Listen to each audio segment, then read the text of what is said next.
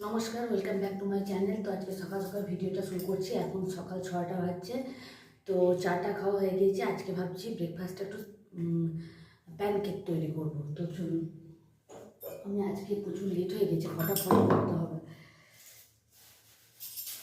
একটা কলা দিয়ে দিলাম, কলাটা বেশ খুব সুন্দর আছে। এই প্যানকেক না একটু না নরম কলা হলে ভালো হয়, কিন্তু নেই যখন, যা আছে ওতেই কাজ চালিয়ে নিই। আমি সব মিক্সিতে একদম ভরে দিচ্ছি, কলা, দুধ, চিনি আমি সব একদম মিক্সিতে ভরে পেস্ট করে দেবো। কলা, দুধ, চিনি, আমন্ড, আখরোট সব দিয়ে ভরে দিচ্ছি।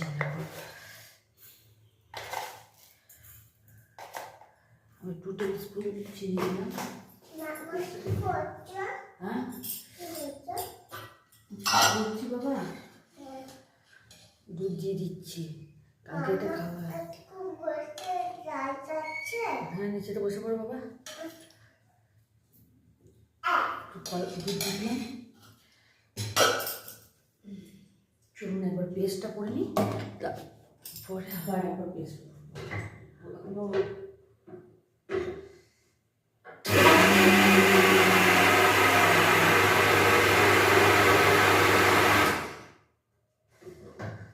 এখনো ময়দাটা দেওয়া হয়নি, ময়দাটা ভাবছি এখানে দিয়ে দেবো। এই দেখুন পেস্টটা কি আমি পেস্ট হয়েছে।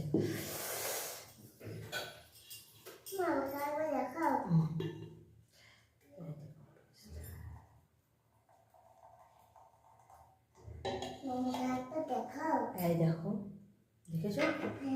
খাবে তো? এর মধ্যে পাউডার করা আছে, দেখি।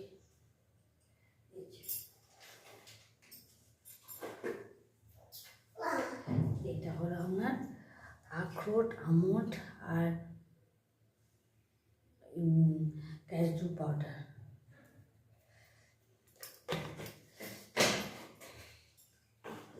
গ্রেট করে রেখেছিলাম, যেহেতু বদমাইশটা খায় না, ওই জন্য। এবার ময়দা দিয়ে দেবো। ময়দাটা একটু আপনারা যেমন পুরো দেখবেন সেরকম অনুযায়ী দেবেন। আর আমিও দিচ্ছি, কারণ আমিও না ফার্স্ট টাইমে করছি, জানেন তো কেমন হবে জানি না। অ্যাকচুয়ালি আমার মাসিমণি করেছে এটা এই খাবারটা, তো রিতম খাবার জন্য কাঁদছে, তো তার জন্য আমি আবার করছি।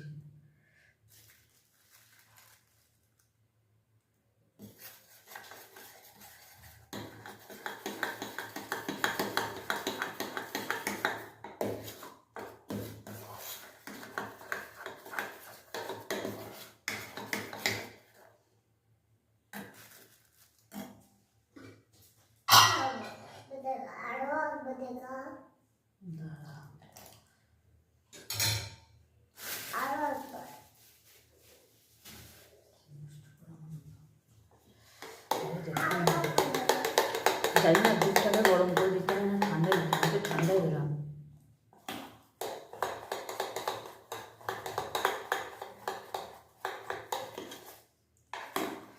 ঠাকুরের নাম করে করছি তো,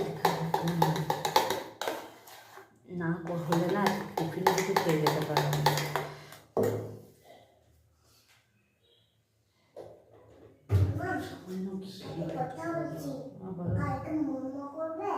বেশ মোমো করবে।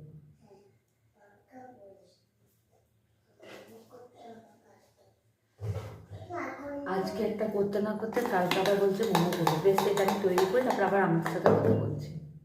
এইভাবে গোল গোল করেছি, আর একটু শিখবো লাল লাল করে, টাইম ছিল না তাই করা হয়নি। এরপর একটু লাল লাল করে সেঁকে রিতমকে দিয়ে দিলাম। আর আমি ভাবছিলাম যে উঠবে না বলে পাপার জন্য আবার একটু ওটসও করেছিলাম। তো চলুন। আর আজকে আমি করছি লাউ, ফুলকপি, আলু, গাজর দিয়ে একটা সবজি করছি, যেটা বেশ স্পাইসি করে ভালোভাবে করবো। আর অনেক দিন না আলু দিয়ে ফুলকপি দিয়ে তরকারি খাইনি, তো আজকে ভাবলাম একটু রসার মতন করি, বেশ খেতেও ভালো লাগবে। আর একটু ডিমের অমলেট করে এখানে ফেলে দেবো ভাবছি। আর লাউ দিয়ে মুসুরি কলাই দিয়ে তরকারি করছি। তরকারি বলতে লাউ, মুসুরি, কলাই, টমেটো, গাজর দিয়ে একটু ডাল করছি, ব্যাস। আর ভেন্ডি ভেজে দেবো। এগুলোকে ভালোভাবে প্রথমে ভেজে নেবো একটু তেলে, একটু ভাপিয়ে নিলাম। এখনকার ফুলকপিতে তো প্রচুর বিষ দেয়, তো ভাবি একটু ভাপিয়ে নিয়ে রান্নাটা করি। হ্যাঁ, তো আমি তো সাথে একটু কথা শেয়ার করছি এই প্রসঙ্গে, উঠলো বলে তাই। তো আমার বাবার জানেন তো কিডনির সমস্যা ছিল, তো প্রথমে না এতটা বোঝা যায়নি, লকডাউনের সময় ধরা পড়েছিল, আর সেই সময় জানেন তো বাইরে কোনো জায়গায় দেখাতে পারা যায়নি। তারপরে পরবর্তী ক্ষেত্রে বছরখানেক পর আমরা আবার চেন্নাইয়ে দেখাই, যখন চেন্নাইয়ে দেখাই তখন দুটো কিডনি প্রায় কিডনি অনেকটাই বেড়ে গেছিলো, যার জন্য অনেক কিছু সমস্যা হয়েছিল। তো বাবাকে না ওইখানে একটা খুব ভালো চার্ট করে দেয়, ডায়েট চার্ট বলতে, যেখানে সবজি টবজি এগুলো খাওয়াটা অনেকটা নিষিদ্ধ করে, আর প্রত্যেকটি সবজি বাবাকে প্রথমে জলে ভাপিয়ে তারপরে খেতে বলে, কারণ কোন সবজিতে কতটা পরিমাণে পটাশিয়াম আছে, কতটা পরিমাণে পটাশিয়ামটা জন্য বেশি, কারণ পটাশিয়াম বেড়ে গেলে একটু শ্বাসকষ্ট হয়, তার জন্য প্রত্যেকটি সবজি ডাক্তার না ভাপিয়ে খেতে বলে। আর শাক তো একদমই বারণ করে দেয়, কারণ শাক খেতে জানি না, শাক খেতে বারণ করে দিয়েছিলেন ওনারা। তো তারপর থেকে আমাদের অভ্যাস আছে প্রত্যেকটি সবজি ভাপিয়ে রান্না করা। এমনকি আমার মা, বিশেষ করে আমার মা, আমি যদি বা কোনো কিছু সবজি ডাইরেক্ট, যেমন বাঁধাকপি, তারপরে কোনো কিছু সবজি আমি একবারে দিয়ে দিই, বাঁধাকপি, ভেন্ডি, এগুলো আমার মা কী করে গরম জলটা ভালো করে ফোটাবে, বাঁধাকপি বলুন, তারপরে ভেন্ডি বলুন, ওইগুলোকে গরম জলটা ফুটিয়ে কিছুক্ষণের জন্য ফেলে রাখবে, 5-10 মিনিট ফেলে রেখে ধুয়ে তারপরে রান্না করবো। আমার মায়ের এটা তো তখন থেকে অভ্যাস হয়ে গিয়েছে। আজ বাবা চলে গেল, 1 বছর হতে চললো, তারপরেও আমার মা এইভাবেই রান্না করে প্রত্যেকটি জিনিসই। আর আমি না আজকে অনেক দিন পর দুধ কলা সাবু খাবো, তো আর তার মধ্যে একটু আমুল দুধও দিয়েছি, যেটা যেন টেস্টে আরও ভালো লাগে খেতে। একটু গুড় হলে ভালো হতো, কিন্তু গুড় নেই। যাই হোক, একটু চিনি নিয়ে নিয়েছি। তো চলুন, আজকে আমার ব্রেকফাস্ট এইটাই। আর প্যানকেক আমি একটাই খেয়েছিলাম, বেশি খাইনি।